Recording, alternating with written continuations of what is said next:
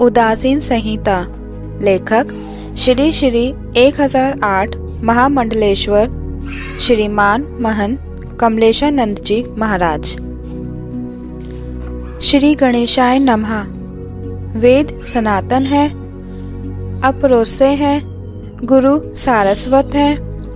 वेद परमात्मा के आतप वचन है। धरती पर जन कल्याण करने के लिए स्वयं परमात्मा ने पितामह ब्रह्मा को सौंप दिए। पितामह ब्रह्मा जी ने परमात्मा से प्रार्थना की कि मैंने मानव को उत्पन्न किया है, प्रभु आप ही गुरु बनकर वेदों का ज्ञान मनुष्यों को प्रदान करें, यह मेरी आपसे विनती है। तब परमात्मा ने हंस का अवतार लेकर सनक सनंदन सनातन सनत कुमार को वेदों का ज्ञान शिष्य परंपरा के द्वारा प्रदान किया। गुरु की महिमा महान है।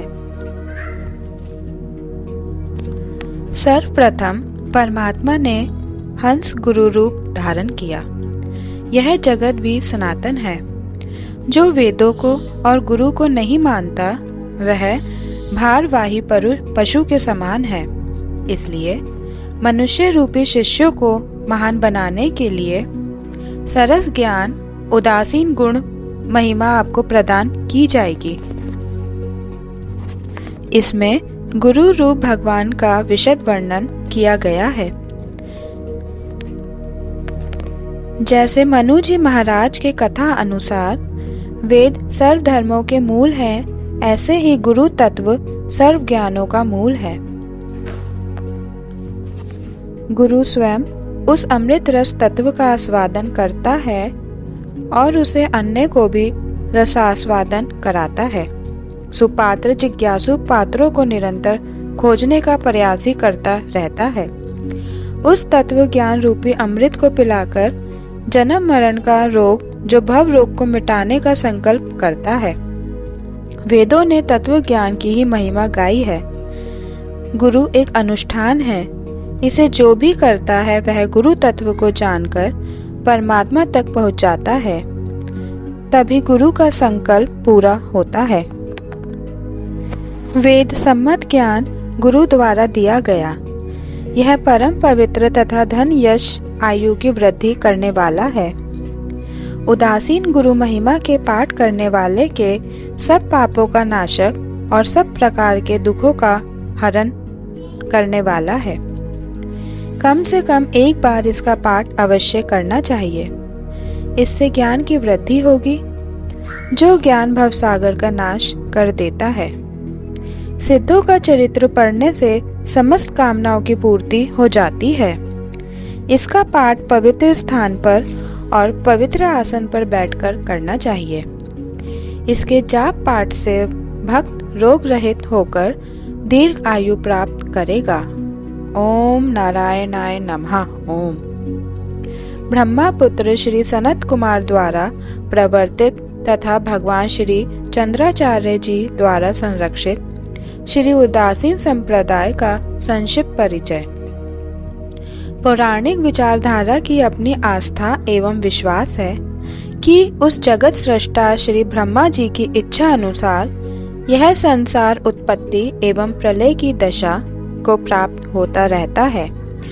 उसी कालक्रम में जब यह सारा भूमंडल जलमग्न था, तब भगवान विष्णु शेष शैया पर आसीन थे।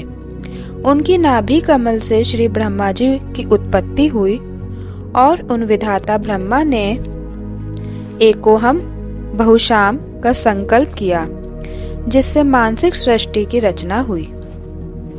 सर्वप्रथम सनक सनंदन सनातन एवं सनत कुमार उत्पन्न हुए। उन्होंने आजीवन ब्रह्मचर्य पूर्वक त्याग निष्ठा युक्त तपस्याचर्य पूर्वक जीवन व्यतीत करने का दृढ़ संकल्प किया, जो आज भी अजर अमर बाल्य स्वरूप में स्थित माया प्रपंच से मुक्त ब्रह्म का चिंतन करते हुए उदासीन रूप में परिभ्रमण कर रहे हैं।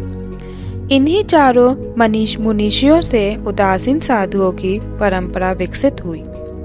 उदासीन का अर्थ है उत प्लस आसीन, अर्थात उत ऊंचा उठा हुआ अर्थात ब्रह्म में आसीन स्थित समाधित, अर्थात जो सांसारिक विषय वासनाओं से रहित होकर ब्रह्म के चिंतन में सदैव ध्यान मगन त्याग एवं तपस्या से युक्त जीवन यापन करता है तथा ब्रह्मनिष्ठ है, वह उदासीन है।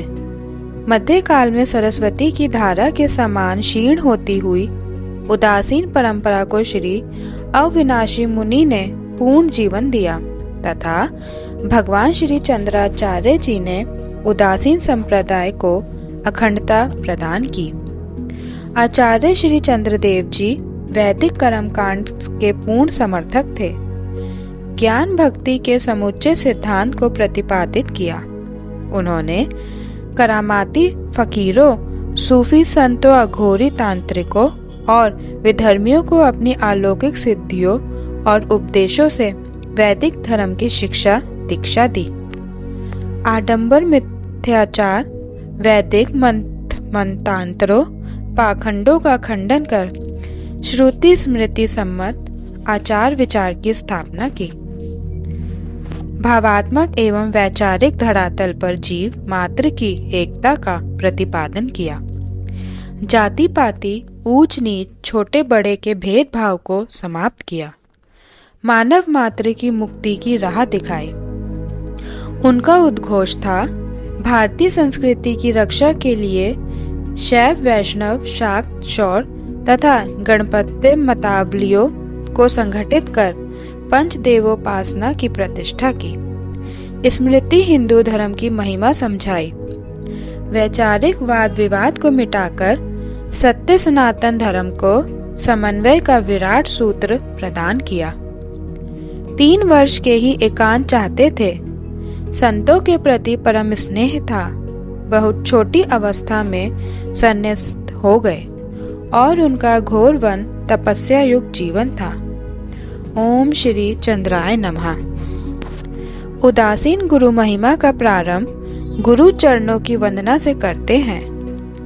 मेरे को अपने गुरुदेव से प्रेम नारायण से भी अधिक है। सच्चा गुरु प्रेम ही परमात्मा की प्राप्ति में सहायक होता है। प्रभु भी यह देखते हैं कि इसे अपने गुरुदेव से कितना प्रेम है। जब तक गुरुदेव इस संसार में साकार थे, उनके सिवा हमें कुछ भी दिखाई नहीं देता था। अब वह निराकार हो गए, ब्रह्मलीन हो गए। अब अपने नारायण के सिवा कुछ दिखाई नहीं देता। यह अटल सत्य है। नारायण ही गुरु महाराज थे, गुरु महाराज ही नारायण है।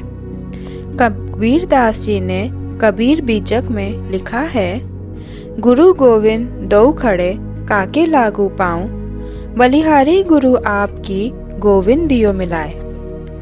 गोस्वामी तुलसीदास जी ने भी सर्वप्रथम गुरु की वंदना करके ही रामचरित को लिखा है। उनके जीवन में श्री नरहरिदास महाराज जी न होते तो तुलसी अनाथ ही बने रह जाते। गुरु ने उन्हें सनात बना दिया था। सच्चे संत अपने गुरु महाराज को प्रभु की तरह सदैव अपने हृदय में ही रखते हैं। गोस्वामी तुलसीदास जी ने वंदना में लिखा है, वंदौ गुरुपद कंच कृपा सिंधु नर रूप हरि, महामोद तम पुंज जासु बचन रवि कर निकर। अर्थात मैं अपने श्री गुरु महाराज के चरण कमलों की वंदना करता हूँ, जो कृपा के समुद्र हैं, जो मनुष्य रूप में श्री हरि हैं, जिनका ज्ञान एवं उपदेश अज्ञान रूपी महा अंधेरे को मिटाने में सूर्य नारायण के समान है, अज्ञान को मिटाने वाला है। चौपाई है, वंदौ गुरुपद पदम परागा, सुरुचि सुवास सरस अनुरागा। अमीर मूरी में चूरन चारु, समल समन सकल भव सच परिवारु। श्री गुरु महाराज के चरण कमलों की वंदना, जो सुंदर विचार रूपी स्वाद सगुन तथा अनुरत अनुराग रस से पूर्ण है, वह अमर मूल संजीवनी जड़ी का सुंदर चरण है, जो संपूर्ण भवरोगों के परिवार को नष्ट करने वाला है। चौपाई। श्री गुरुपद नख मणि गंजोती, सुमिरत दिव्य दृष्टि हिय होती। दलन मोह तम सो सप्रकाशु, बड़े भाग और आवई जासु। श्री गुरु महाराज के चरण नखों की ज्योति मणियों के प्रकाश के समान है, जिसके स्मरण करते ही हृदय में दिव्य दृष्टि उत्पन्न हो जाती है। वह प्रकाश अज्ञान रूपी अंधकार का नाश करने वाला है। वह जिसके हृदय में आ जाता है उसके बड़े भाग्य हैं। उधर ही विमल विलोचन ही के, मिटे ही दोष दुख भव रजनी के।